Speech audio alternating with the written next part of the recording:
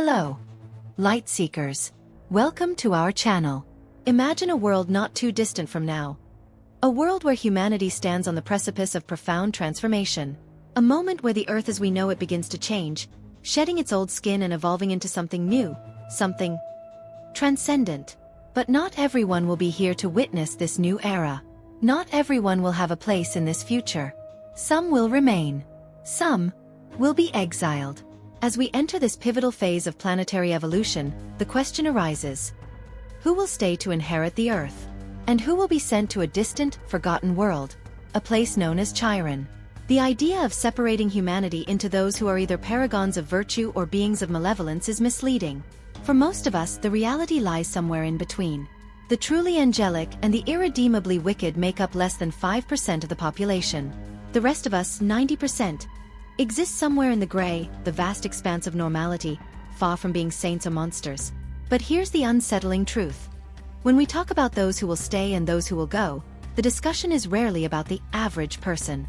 It's as though there's a line that divides humanity, but no one talks about where the line actually falls for most of us. The normal people, the ones who aren't perfect but aren't terrible either. Are we doomed to be exiled? Or do we have a chance at redemption?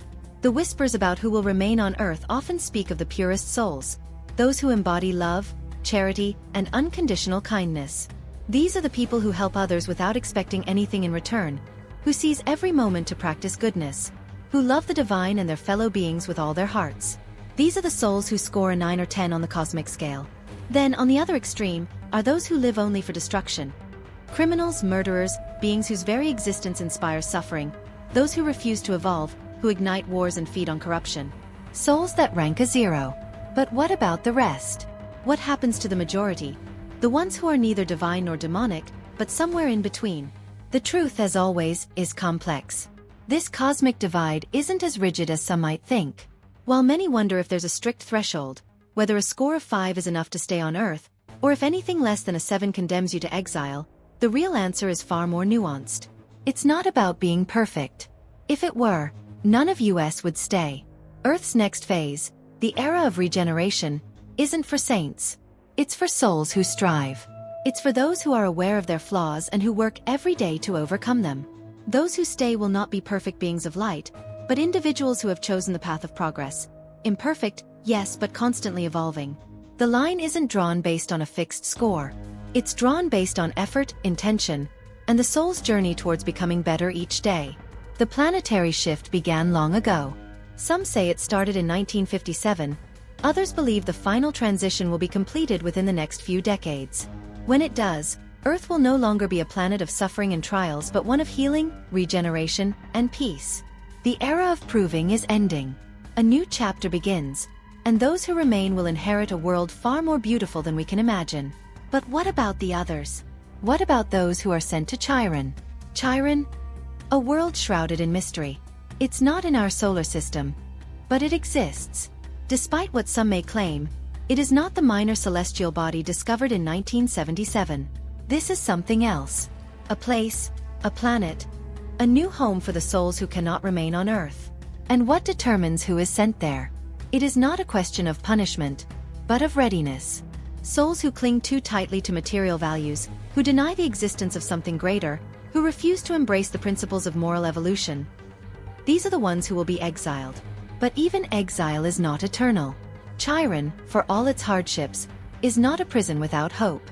It's a place of purification, a place where souls can reflect on their choices, learn, and eventually return, when they are ready.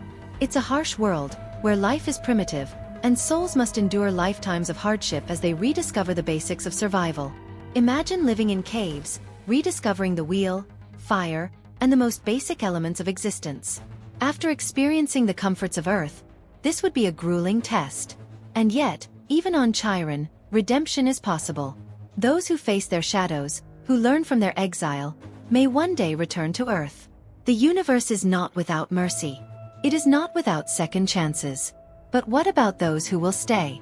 What does it take to remain on a planet ascending to a new frequency? The answer lies not in perfection, but in intention.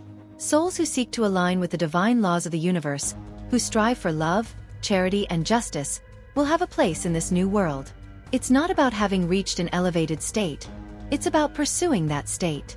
It's about working to overcome one's flaws, overcoming addictions to power, hatred, and greed. Not the small vices, but the ones that poison the soul and harm others. In the new earth, these souls will have important roles. They will build a new society, one based on harmony, compassion, and justice. To remain here, one must be in tune with the higher frequencies of love and light. But that doesn't mean you have to be perfect. It means you must be striving, constantly striving to be better, to align with these energies. So, as this great transition unfolds, the key is inner transformation. The journey towards a better world begins within, with each of us making the choice to evolve, to reform, to grow. It's not the perfection of the spirit that matters, but the willingness to work on ourselves, to be a part of this new era. The age of regeneration is upon us, and it demands souls who are ready to rise to the challenge.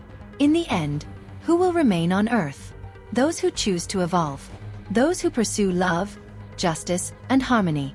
Not the perfect souls, but the ones who, day by day, inch closer to the light. And who will be sent to Chiron? Those who, for now, choose a different path. But even they are not lost forever. The door to redemption is always open, if they have the courage to walk through it. End note. If you've stayed with us to the end of this journey, take a moment to subscribe to Lightseekers, and make sure to hit that like button if you found value in this video. Your journey is just beginning. And together, we will continue to explore the mysteries of the cosmos. Until next time, stay in the light.